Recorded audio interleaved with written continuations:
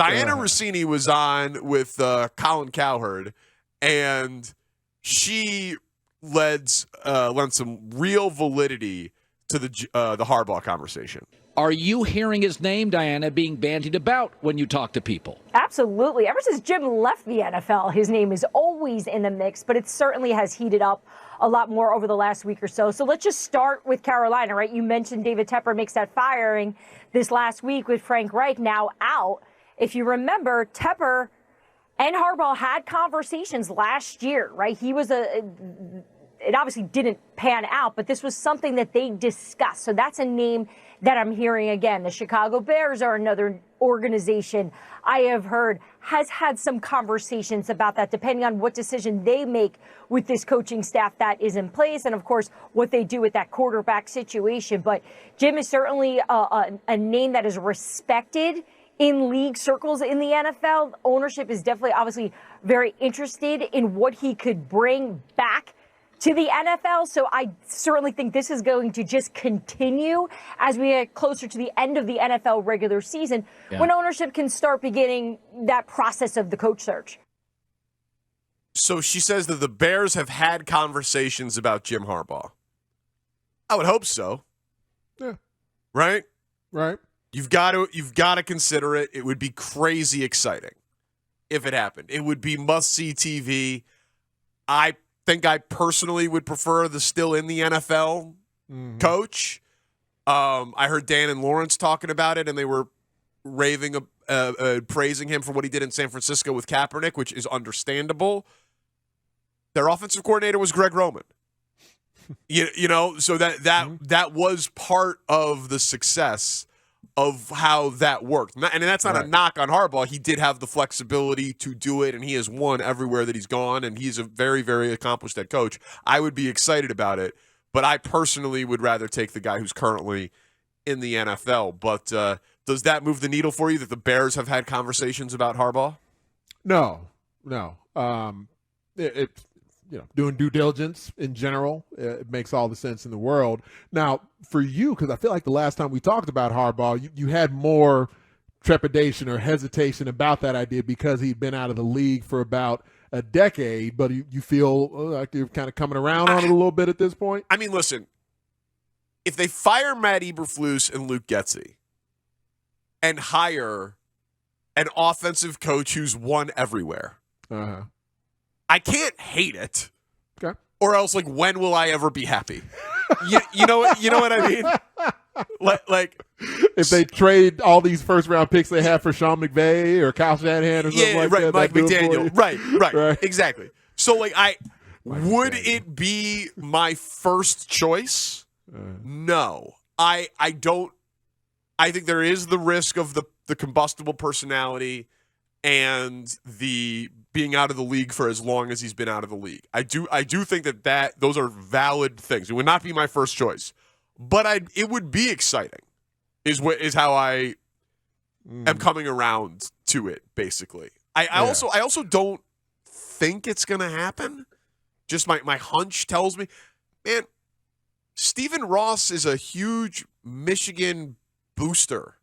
He's an alum, and he didn't go get him when the Dolphins had an opening. Now maybe he wanted him to stay at Michigan, I guess is the argument. But people that have known him a lot have had the opportunity to hire him, and it hasn't happened yet. And I don't think they're mad in Minnesota that they didn't go get him because Kevin O'Connell is doing a great job. So I would like him back in the NFL because I think it's interesting.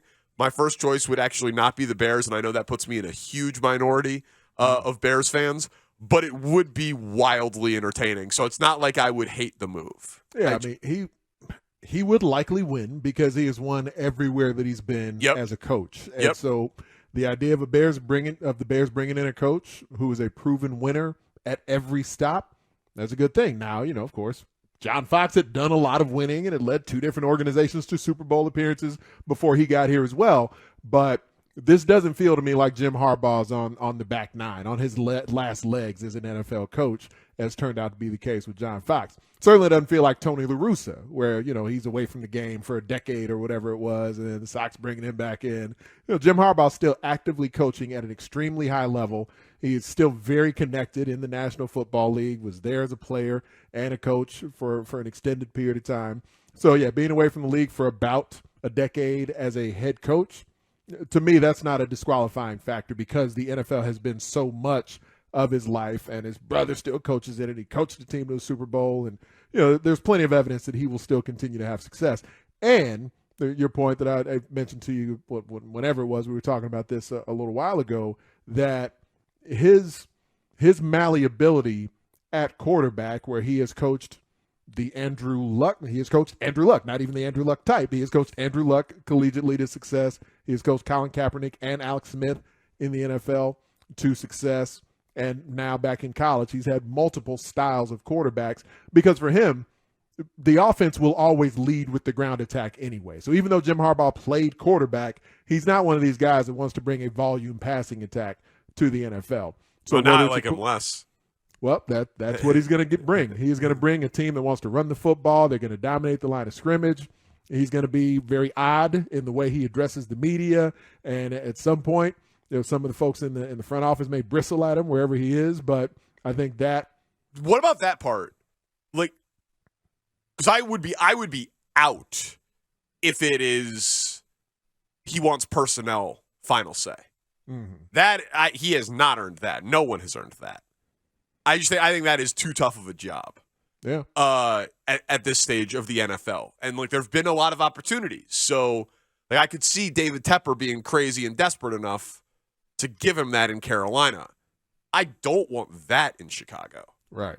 I mean, if Belichick can't really do it and Andy Reid can't do it, why the hell would I believe? And now that hasn't been reported that Harbaugh would want it, but Harbaugh, this is like the king of leverage. His name is out there every single year.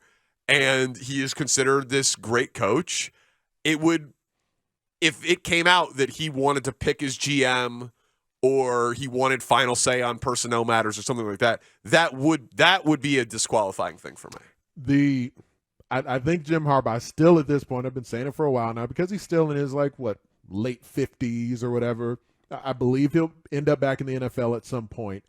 I wouldn't be floored if it was with the Bears, but I would be, if I were going to bet, I feel like it's more likely we'd end up with the Raiders or the Panthers than the Bears.